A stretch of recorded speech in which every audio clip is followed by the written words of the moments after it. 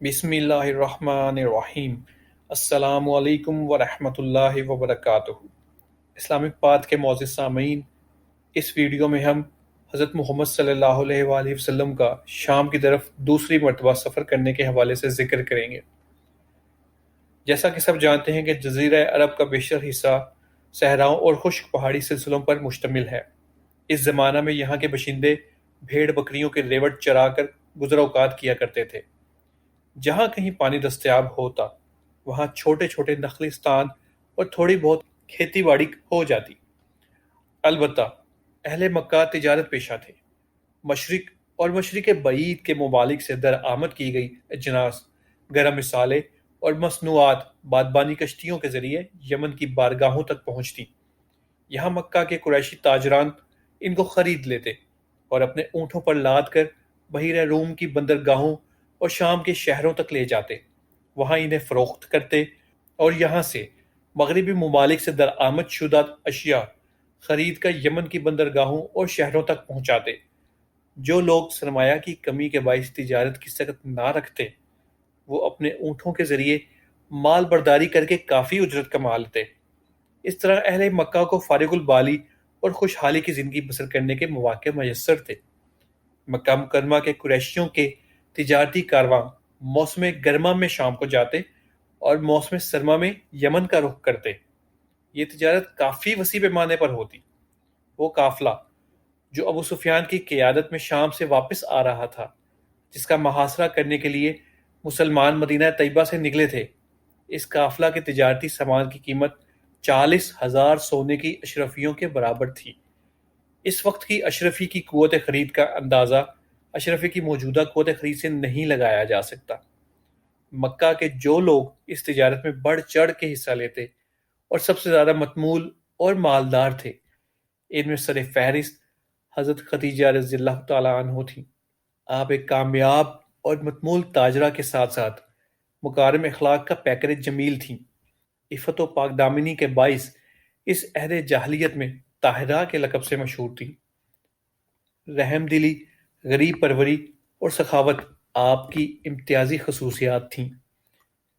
جب اہل مکہ کا تجارتی قافلہ بیرون ملک جاتا تو آپ کے تجارتی سامان سے لدے ہوئے اونٹ بھی اس قافلہ کے ہمراہ ہوتے۔ جتنا سامان تجارت سارے اہل قافلہ کا ہوتا، اتنا ایک خدیجہ رضی اللہ تعالیٰ عنہ کا ہوتا۔ آپ اپنے نمائندوں کو سامان تجارت دے کر روانہ کرتی جو آپ کی طرف سے کاروبار کرتے۔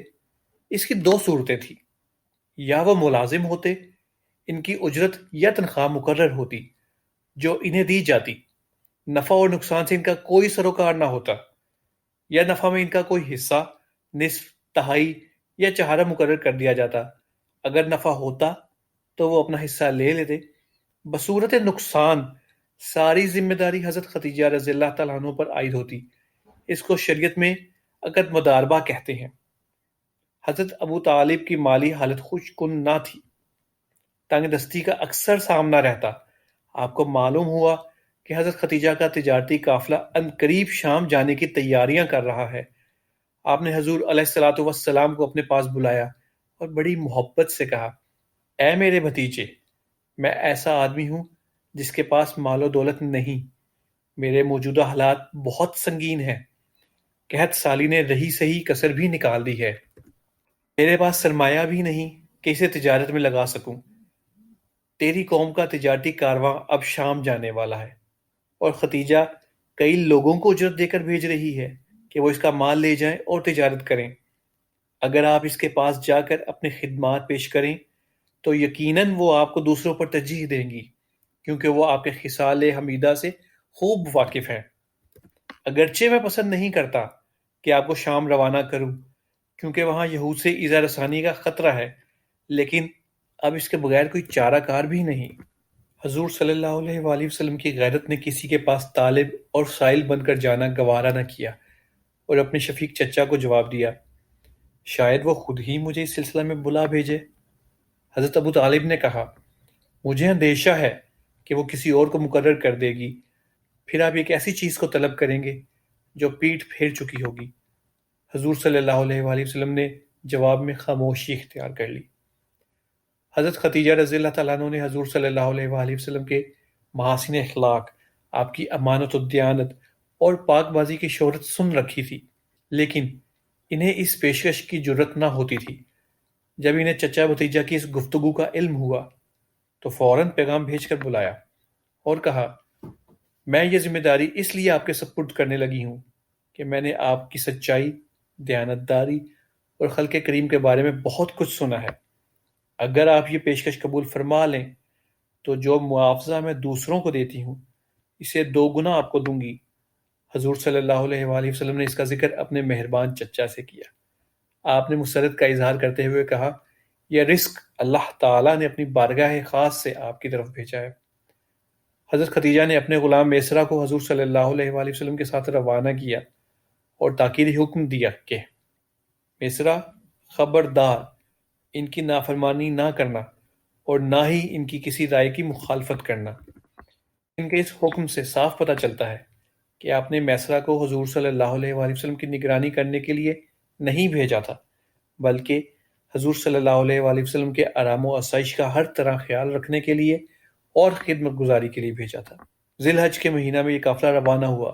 روانگی کے وقت حضور صلی اللہ علیہ وآلہ وسلم کے چچا صاحبان الوداع کہنے کے لیے آئے اور اہل قافلہ کو تاکید کی کہ حضور صلی اللہ علیہ وآلہ وسلم کا ہر طرح خیال رکھیں۔ شیخ محمد ابو زہرا رحمۃ اللہ علیہ اپنے محبت بھرے انداز میں قافلہ کی روانگی کا منظر یوں بیان فرماتے ہیں، قافلہ مکہ سے روانہ ہوا جس میں وہ ہستی تھی جو اللہ تعالیٰ کی ساری مخلوق سے اعلیٰ و افضل تھی۔ اللہ سبحانہ و تعالیٰ کی نگاہ لطف و عنایت اس کی نگہبانی فرما رہی تھی۔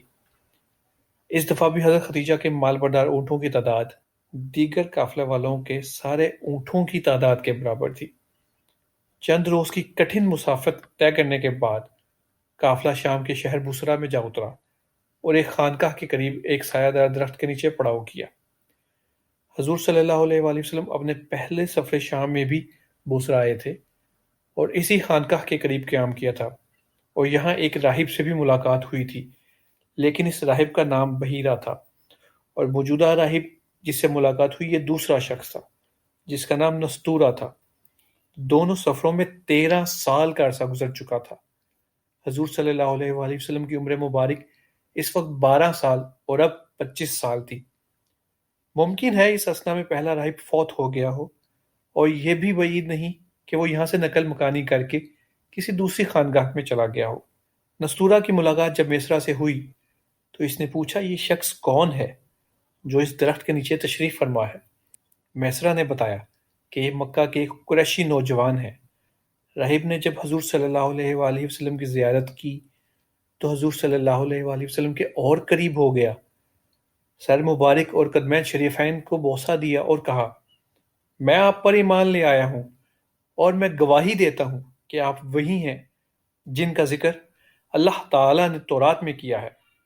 پھر جب اس نے مہر نبوت کو دیکھا تو چوم لیا اور کہا، میں گواہی دیتا ہوں کہ آپ اللہ کے رسول ہیں، نبی امی ہیں جس کی آمد کی بشارت حضرت عیسیٰ علیہ السلام نے دی ہے۔ میسرہ نے جب راہب کی یہ بات سنی ہوگی تو حیران رہ گیا ہوگا۔ راستہ میں اس نے یہ ایمان پرور منظر تو بارہا دیکھا تھا کہ جب بھی دھوپ تیز ہو جاتی تو 2 فرشتے حضور اکرم صلی اللہ علیہ وآلہ وسلم پر سایہ کر دیتے تھے۔ حضور علیہ الصلوۃ والسلام نے ملک شام میں قیام فرمایا، یہاں تک کہ حضرت خدیجہ رضی اللہ تعالیٰ عنہ کا سارا سامان تجارت جو مکہ سے لائے تھے وہ فروخت کر دیا، اور جو قیمت وصول ہوئی اس سے شام کی مصنوعات اور مغربی ممالک سے درآمد شدہ چیزیں خرید فرما لیں۔ پھر اپنے نئے خرید کردہ سامان کو اونٹوں پر لدوایا اور مکہ واپسی کی تیاری شروع کر دی۔ اس اثنا میں کسی گاہک سے کسی چیز کی خرید و فروخت پر اختلاف ہو گیا۔ اس نے کہا، آپ لات و عزیٰ کی قسم کھائیے، میں آپ کی بات مان لوں گا۔ حضور صلی اللہ علیہ وآلہ وسلم نے فرمایا، میں ان جھوٹے خداؤں کی قسم نہیں کھایا کرتا۔ وہ شخص ایسا متاثر ہوا، کہنے لگا، اے امین، اے صادق، جو تو کہتا ہے وہی سچ ہے، قسم کھانے کی ضرورت نہیں ہے۔ اس سفر میں 2 گنا منافع ہوا جو توقع سے بھی بہت زیادہ تھا۔ یہ محض حضور صلی اللہ علیہ وآلہ وسلم کی امانت و دیانت اور کاروباری مہارت کا ثمر تھا، اور سب سے زیادہ اس برکت کا نتیجہ تھا جو اس ذات ستودہ صفات کے ساتھ وابستہ کر دی گئی تھی۔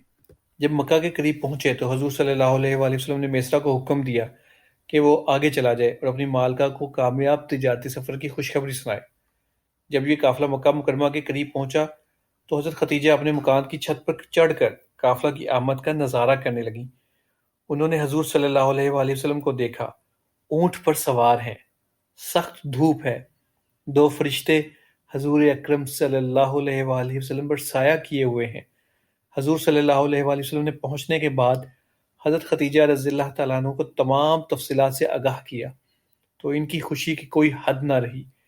میسرہ نے اس طویل سفر میں حضور سرور عالم صلی اللہ علیہ وآلہ وسلم کی عفت و دیانت، سیرت کی پختگی، کردار کی بلندی، اپنے ہمراہیوں کے ساتھ حسن سلوک، معاملہ فہمی اور کاروباری مہارت کے جو روح پرور مناظر اپنی آنکھوں سے دیکھے تھے، ان کا تذکرہ کیا۔ نستورہ راہب حضور صلی اللہ علیہ وآلہ وسلم کو دیکھ کر جس طرح فریفتہ ہو گیا تھا اور حضور صلی اللہ علیہ وآلہ وسلم کے مستقبل کے بارے میں جو پیش گوئیاں کی تھی وہ بھی سنائی۔ حضور صلی اللہ علیہ وآلہ وسلم اپنے حسب و نسب کے لحاظ سے پہلے ہی عرفہ و اعلیٰ تھے۔ ذات خصال حمیدہ کا ذکر جمیل سن کر حضرت خدیجہ رضی اللہ تعالیٰ عنہ نے اپنے دل میں طے کر لیا کہ اگر ان کی رفیقہ حیات بننے کا شرف انہیں نصیب ہو جائے تو ان کی بڑی خوش قسمتی ہوگی۔